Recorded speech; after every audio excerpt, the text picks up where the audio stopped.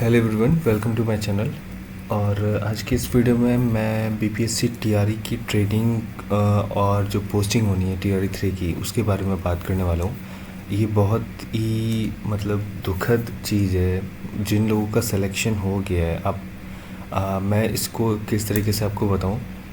ये जो वैकेंसी थी टीआरई 3 की आपकी, ये वैकेंसी आई थी मार्च, एग्ज़ाम इसका मार्च 2024 में था। फिर जो पहला एग्ज़ाम था वो कैंसिल हुआ, उसके बाद इसका री एग्ज़ाम हुआ। ठीक है, मतलब सारी गलती किसकी, विभाग की तरफ से या फिर बीपीएससी की तरफ से। और फिर इसका एग्ज़ाम हुआ जुलाई 2024 में। ठीक है, मैं बताता हूँ कि बिहार में क्या चल रहा है। मतलब बिहार की सरकार, बिहार का सिस्टम की वजह से बिहार बिहार है। ठीक है, लोग बिहार को कहते हैं बिहार पिछड़ा है, और फैक्ट्स के हिसाब से, रिपोर्ट्स के हिसाब से वो पिछड़ा हुआ है। लेकिन इसके लिए जिम्मेदार कौन है? वो जिम्मेदार है सरकार या अधिकारी जो वहाँ पे काम कर रहे हैं। और जो लोग बोल भी रहे हैं, उनको एक तो वो गलत काम कर रहे हैं, उसके बाद अगर कोई उनको क्रिटिसाइज़ करता है तो वो उसके अगेंस्ट में कार्रवाई करते हैं। मैं पूरा आपको डिटेल में समझाने वाला हूँ। ठीक है, तो री एग्ज़ाम जुलाई 2024 में हुआ।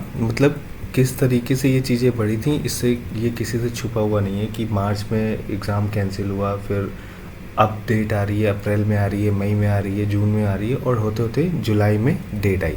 उसके बाद एग्ज़ाम होने के बाद जो बीपीएससी के चेयरमैन हैं, ठीक है, उन्होंने एग्ज़ाम के एक दिन बाद ही मीटिंग बुलाई, या हम लोग कह सकते हैं प्रेस कॉन्फ्रेंस बुलाई, और उसमें कहा कि 3 से 4 दिन में आंसर की रिलीज़ हो जाएगी। ठीक है, और आंसर की रिलीज़ होने में एक्चुअल में कितना टाइम लगा? 2 महीने, और मे भी इससे ज़्यादा।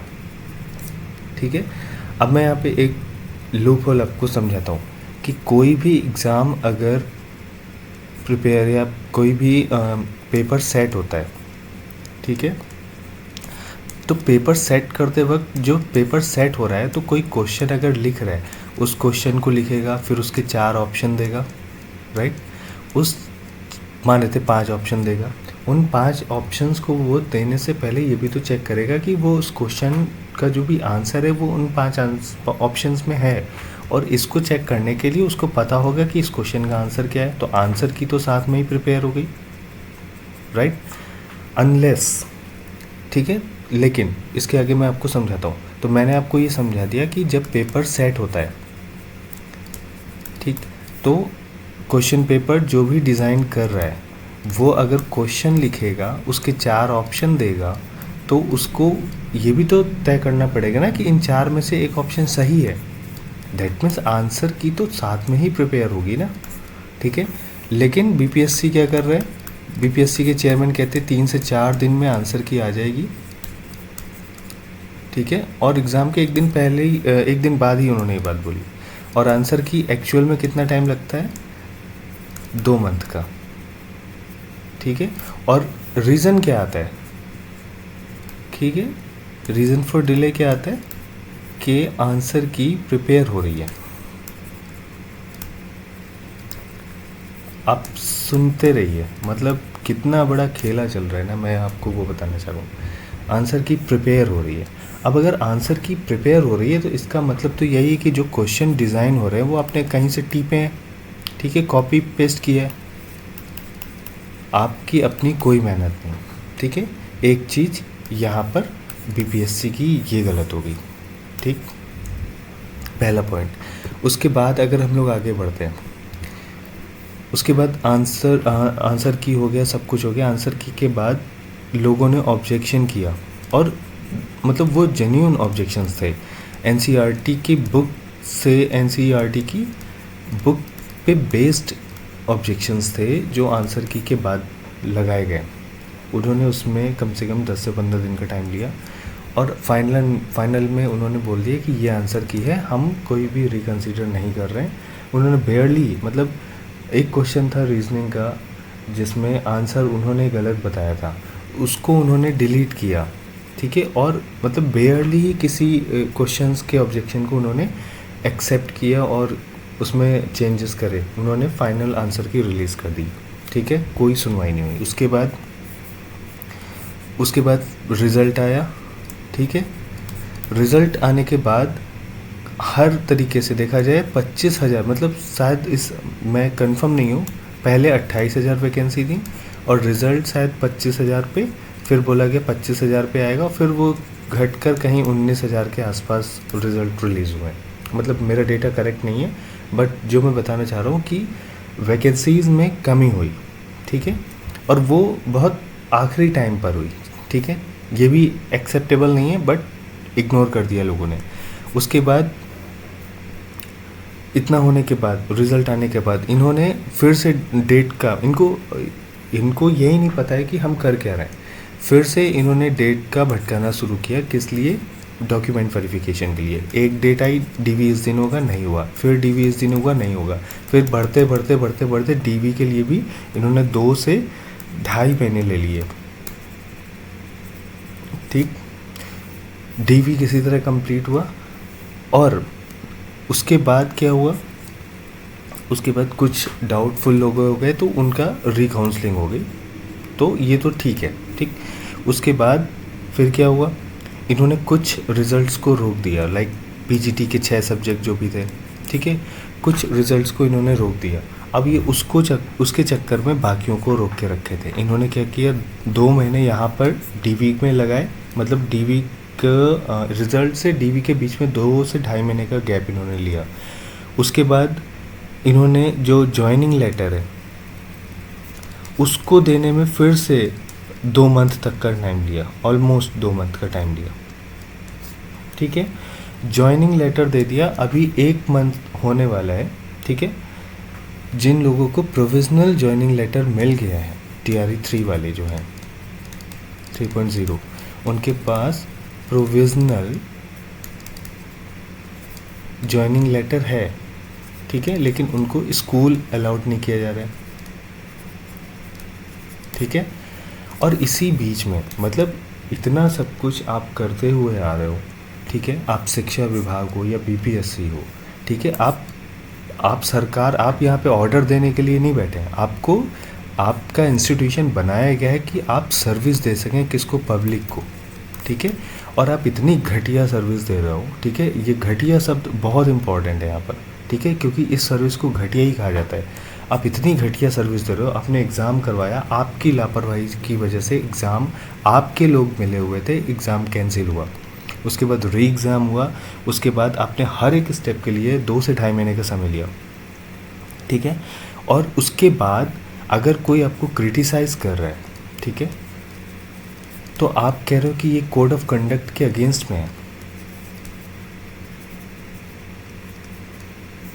मतलब आपका डिपार्टमेंट अगर सही तरीके से काम नहीं कर रहा है, कोई बात, भैया कोड ऑफ कंडक्ट तो तब गलत होगा ना जब कोई सही को गलत बोले, ठीक है, लेकिन गलत को गलत कहना कोड ऑफ कंडक्ट के अगेंस्ट कैसे हो गया, राइट। तो ये आपकी गलतियाँ हैं।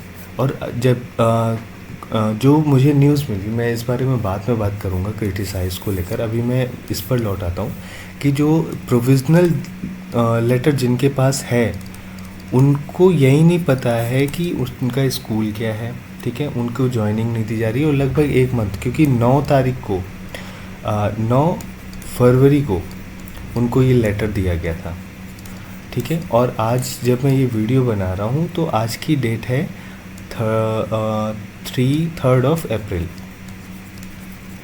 ठीक है। तो लगभग 1 महीना हो गया है और अभी तक स्कूल अलॉटमेंट नहीं हुआ है, ठीक। अब जब सारे कैंडिडेट्स को उनका ज़िला अलॉट कर दिया गया, डिस्ट्रिक्ट अलॉट हो गया, आप समझने की कोशिश करिए, डिस्ट्रिक्ट अलॉट हो गया, ठीक। अब वो डिस्ट्रिक्ट के अंदर उनको बोला जा रहा है कि आप अपना ब्लॉक चुनिए। नोबडी हैज़ डिमांडेड इट, मतलब किसी ने ये नहीं डिमांड किया कि उनको ब्लॉक चुनने का ऑप्शन दिया जाए। क्यों आप दे रहे हो? फिर आपने ब्लॉक के लिए कितना समय दे दिया? 5 से लेकर 12, लगभग 7 डेज़ का। इतना टाइम किसी को नहीं लगेगा, ठीक है। आपने ये टाइम वो है जो आप ज़बरदस्ती किसी चीज़ को डिले कर रहे हो। रीज़न विभाग ही जान सकता है कि वो ऐसा क्यों कर रहा है, ठीक है। और मैं खुल के क्रिटिसाइज़ करता हूँ, आपको जो केस करना है, आपको जो करना है, you are free to go, I know my rights. और मैं, अगर आप केस करोगे तो मैं आपके ऊपर उल्टा केस करने के लिए तैयार बैठा हूँ, ठीक है। You are public servant, you are giving your services to public, ठीक। Public has every right to criticise you and prove them wrong. आप किसी प्रोसेस को, जो same process 2 TRE 1 and TRE 2 में है, आपने बेयरली 2 मंथ के अंदर सारा प्रोसेस कंप्लीट कर दिया, आपको सेम चीज़ करने में यहाँ पर 1 साल से ज़्यादा हो रहा है, ठीक है। तो आपको जो करना है आप कर सकते हो। एंड सेकेंड थिंग, मैं यहाँ पे अब बात करता हूँ कि ये लोग वेट कर रहे हैं कि इनका जॉइनिंग करवाई जाए, इनकी ट्रेनिंग करवाई जाए, कुछ नहीं हो रहा है, ठीक है। और अप्रैल भी अब 12 अप्रैल तक इन्होंने ऑप्शंस मांगे हैं ब्लॉक के, उसके बाद ये बोलेंगे 1 हफ्ते तक इनको प्रोसेस करने में लग रहा है, ठीक है। कोई आकर बोलेगा मैं पर्सनली चीज़ों को देख रहा हूँ इसलिए टाइम लग रहा है। भैया क्यों पर्सनली देख रहे हो आप, ठीक है। आपके ऊपर इतना बर्डन नहीं दिया गया है तो आप क्यों देख रहे हो। आपको, आपके पास असिस्टेंट है, आपके पास लोग हैं काम करने के लिए जो ये काम कर सकते हैं, आपको क्यों पर्सनल देखना है, ठीक है। तो nobody has demanded that, but still they have provided 7 days to choose your blocks and 3 blocks or whatever. उसके बाद अगर बात करें, इतना काम ये हो गया। अभी भी रीकाउंसलिंग पेंडिंग है कुछ लोगों की, उनका डिस्ट्रिक्ट अलॉटमेंट प्रॉब्ली आज हो जाएगा। मतलब ये सारी चीज़ें पेंडिंग हैं जो मैं आपको बताना चाह रहा हूँ, और ये 1 साल से ऊपर हो गया है इस वैकेंसी को रिलीज़ हुए, ठीक है। सो हम बात कर रहे हैं BPSC, Bihar public service commission, जिसने इस एग्ज़ाम को कंडक्ट करवाया। बाकी के I mean after the result rest of the process are being done by the education department of Bihar. इससे पहले BPSC ने किया था, ठीक है। तो ये रवैया है, ठीक है, सरकार के इंस्टीट्यूशंस का। ये हमारा टैक्स लेते हैं, हमारे टैक्स से इनको सैलरी मिलती है, ऊपर जब ये गलत काम करते हैं, इनको कोई क्रिटिसाइज़ करे तो उसके अगेंस्ट में ही कार्रवाई करते हैं। मैं आपको बताता हूँ कि एक्चुअली में हुआ क्या। मैं आपको एक डॉक्यूमेंट दिखाता हूँ जिसमें एक कोई मे भी हो सकता है वो स्कूल का टीचर रहा हो, ठीक है। उसने इनके कामों को क्रिटिसाइज़ किया, ठीक। मैं आपको दिखाता हूँ। ये एक लेटर सामने आया जिसमें इसमें बोला गया शिक्षकों द्वारा सोशल मीडिया पर विभाग के विरुद्ध टिप्पणियां करने और शिकायत दर्ज करने के अनुशासनहीन प्रवृत्तियों पर रोक लगाने के संबंध में। आप समझ रहे हो, ये तो पूरी तरीके से आर्टिकल 19 का उल्लंघन है, ठीक है। विभाग कुछ, मतलब देखिए, दो तरीके से कोड ऑफ कंडक्ट काम करता है। जब कोई रूल्स बनाए जाते हैं, फॉर एग्जांपल विभाग ने कुछ कोड ऑफ कंडक्ट बना के रखे होंगे कि कोई भी अगर विभाग की नीति है तो आप अपनी समीक्षा दे सकते हो, ठीक है। आप ये मान लेते हैं कि जैसे विभाग ने एक नियम लाया कि आपको अटेंडेंस देनी है, सुबह आकर रोज़ वेरीफाई करना है, ऐप पर जाके अटेंडेंस देनी है, तो आप इस चीज़ को समीक्षा कर सकते हो, आप इस चीज़ को क्रिटिसाइज़ कर सकते हो, ये आपका राइट है। But you can not deny कि हम नहीं ऐसा करेंगे, ठीक है। आपको कोई उस चीज़ से आपत्ति है, you can go to the court and all that. तो यहाँ पर मैं उसी के बारे में बात करने वाला हूँ। तो इसमें हुआ क्या है, मैं इस चीज़ को पूरा पढ़ देता हूँ, फिर मैं शायद इस चीज़ को और बेहतर से समझा पाऊँगा। इसमें देखा गया है कि विभिन्न प्राथमिक, मध्य माध्यमिक, उच्च माध्यमिक विद्यालयों के कतिपय शिक्षकगण विभागीय नीतियों एवं कार्य प्रणाली के विरुद्ध सोशल मीडिया प्लेटफॉर्म पर व्हाटएवर का उपयोग करके सार्वजनिक रूप से अनुचित टिप्पणियां या पोस्ट कर रहे हैं। देखिए, अगर कोई टीचर किसी मतलब डिपार्टमेंट की कोई अगर पॉलिसी है उसके अगेंस्ट में उनको क्रिटिसाइज़ कर रहा है, उसमें कुछ गलत नहीं है, ठीक है। लेकिन हाँ, अगर वो किसी के पर्सनली किसी को अटैक कर रहे हैं कि इस ऑफिसर्स की वजह से ऐसा हो रहा है, ये ऑफिसर करप्ट है, मतलब पर्सनल अटैक्स अगर कर रहा है तो ये डेफिनेटली इलीगल है। बट अगर सिर्फ वो उस पॉलिसी को क्रिटिसाइज़ कर रहा है, ठीक है, तो उसके अगेंस्ट में एक्शन लेना ये गलत है, ठीक है। तो यह आचरण न केवल सेवा नियमों के विरुद्ध है बल्कि इसे शिक्षा विभाग की गरिमा प्रतिष्ठा के प्रतिकूल भी। और मैं बता देता हूँ मैं एक्चुअली मैं कह क्या रहा हूँ कि ये जो लेटर निकल कर आया है, इसकी वजह ही सिर्फ वही है कि जो क्रिटिसिज्म चल रहा है कि ट्रांसफ़र वाला, ठीक है, और किसी चीज़ को लेकर कोई नहीं बोल रहा है। उपर्युक्त आलोक में निर्देश है कि अधीनस्थ सभी प्रधानाध्यापक एवं शिक्षकों को निर्देशित करें कि वे विभागीय शिकायतों एवं सुझावों के लिए विभाग द्वारा स्थापित टोल फ्री पर शिकायत निवारण नंबरों का ही प्रयोग करें। किसी भी परिस्थिति में वे सोशल मीडिया विभाग की नीतियों के संबंध में सार्वजनिक रूप से टिप्पणियाँ या वीडियो अपलोड या चैनल संचालित ना करें। मतलब ये तो वही चीज़ हो गई ना कि आप की आवाज़ दबाए, मतलब जो गलतियाँ हो रही हैं वो उनको बताओ, वो सुधारने की कोशिश करेंगे, नहीं करेंगे ये उनके ऊपर है, बट आप बाहर जाके इन चीज़ों को नहीं कह सकते, वरना ये कोड ऑफ कंडक्ट के अगेंस्ट जाएगा। ये पूरी तरीके से रॉन्ग है, ठीक है। आर्टिकल 19 का 100% उल्लंघन है, ठीक है। और मैं इस चीज़ के बिल्कुल भी सपोर्ट नहीं करता हूँ। और आई थिंक दिस इज़, ये जो भी कर रहा है ये गलत है, ठीक। बस उसके बाद अब मैं जो ऑफिशियल न्यूज़ है उस पर आ जाता हूँ कि आज की जो न्यूज़ है, जब मैं आपको अपडेट देना चाह रहा हूँ कि जो TRE 3 की मतलब जितने भी प्रोसेस चल रहे हैं उनका डिले हो रहा है, वो एक अलग चीज़ है, मतलब उस पर कोई क्या ही कर सकता है, ठीक है। बट हो क्या रहा है एक्चुअल में, क्या चांसेस हैं, क्या न्यूज़ है, मैं उसका भी आपको एक जो अपडेट है मेरे पास, मैं उसके बारे में भी आपको इन्फॉर्म कर देता हूँ। ये एक नई अपडेट मिली है जिसमें ये बोला गया है कि TRE 3 के जो हेड टीचर हैं, ठीक है, हेड टीचर और ट्रांसफ़र से जुड़ी खबर कल तक बचे हुए भर्तियों को मिलेगा और अपॉइंटिंग मतलब मैं बता देता हूँ कि आज डिस्ट्रिक्ट अलॉटमेंट हो गया, ठीक है। और जो हेड टीचर और जो ट्रांसफ़र से जुड़ी जो भी चीज़ें हैं, उन अभ्यर्थियों को कल तक, मतलब जो हेड टीचर सेलेक्ट हुए थे उनमें से कुछ लोग थे जिनको अभी भी शायद उनको प्रोविज़नल जो जॉइनिंग लेटर है वो नहीं मिला है, तो शायद उनके लिए ये बात है। उसके बाद 19 मार्च तक जिनकी काउंसलिंग हो चुकी है उनको भी नियुक्ति पत्र देने के बारे में बात चल रही है, प्रोबेबली इस वीक में हो जाना चाहिए।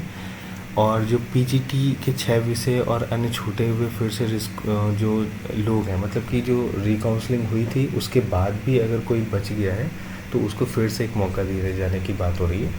तो जो 6 सब्जेक्ट का भी आया था उनकी रिकाउंसलिंग में जो बच गए, प्लस जो TRE 3 के जो लोग थे जो प्राइमरी वाले थे जिसमें जिनका डिस्ट्रिक्ट अलॉटमेंट नहीं हुआ था, उनमें जो बचे हुए रिकाउंसलिंग के लोग हैं उनको एक और मौका दिया जाएगा और 10 अप्रैल से पहले उनको भी प्रोविज़नल जॉइनिंग लेटर देने की बात हो रही है।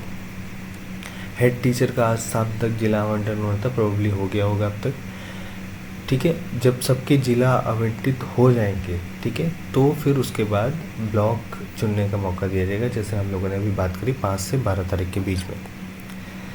उसके बाद ट्रांसफ़र का जो आपका चल रहा है कि महिला के मतलब दूरी के आधार पर महिलाओं के ट्रांसफ़र की बात चल रही है, तो वो भी अब लास्ट स्टेज में आ गया है अकॉर्डिंग टू द न्यूज़। और उसके बाद TRE 4 के लिए जो न्यूज़ है वो ये है कि जब सारे प्रोसेस हो जाएंगे TRE 3 के, उसके बाद ही TRE 4 का कोई चांस है, ठीक है, जैसे कि आप पढ़ पा रहे हैं। मतलब वैकेंसी आना कंफर्म है, कितनी क्या आएगी और मतलब कब तक आएगी ये अभी 100% कंफर्म नहीं है, बट ये है कि TRE 3 के जो भी चीज़ें हैं उनको, मतलब मैं एक इंटरव्यू देख रहा था जो ACS सिद्धार्थ जी हैं, तो उन्होंने अपने इंटरव्यू में बोला था कि वो हर हाल में अप्रैल तक इन सारी चीज़ों को ख़त्म करने की कोशिश करेंगे। हालांकि वो इससे पहले भी इस तरीके की चीज़ें बोल चुके हैं, प्रोबेबली वो अक्टूबर में ही चीज़ें ख़त्म होने की बात कर रहे थे, अक्टूबर नवंबर में। तो आई थिंक मतलब डिपेंड करेगा कि क्या बर्डन है। और तो मतलब ये कंफर्म है कि TRE 4 की वैकेंसी आएगी, ठीक है, इसमें अब डाउटफुल नहीं है, बट हो सकता है कि जून या जुलाई तक ये पहुंच जाए। तो ये थी न्यूज़ आज के लिए। और मतलब देखिए, जो भी मैंने क्रिटिसाइज़ किया, मुझे इस बात का डर नहीं है, ठीक है, मैं ना टीआरई का स्टूडेंट हूँ और ना ही मैं बिहार में नौकरी करने जा रहा हूँ और ना ही मुझे उनके किसी भी चीज़ से दिक्कत है, क्योंकि मुझे मेरे राइट्स पता हैं। ऑल्दो जैसा कि मैंने फिर भी कहा कि अगर पॉलिसी के अगेंस्ट में किसी टीचर ने क्रिटिसाइज़ किया है तो ये कोड ऑफ कंडक्ट के अगेंस्ट नहीं है। बट हाँ, किसी ने किसी अधिकारी या किसी ऑफिसर या किसी भी कर्मचारी के अगेंस्ट में पर्सनल अटैक करके कोई बात बोली है तो ये डेफिनेटली गलत है और मतलब ये फिर कोड ऑफ कंडक्ट के भी अगेंस्ट है और यकीनन आपको किसी को ऊपर पर्सनल अटैक नहीं करना चाहिए। तो ये वीडियो मैं यहीं पर ख़त्म कर रहा हूँ। उम्मीद करता हूँ कि आपको बहुत सारी इन्फॉर्मेशन इस वीडियो से मिली होगी और मिलते हैं हम लोग नेक्स्ट वीडियो में। तब तक के लिए थैंक यू।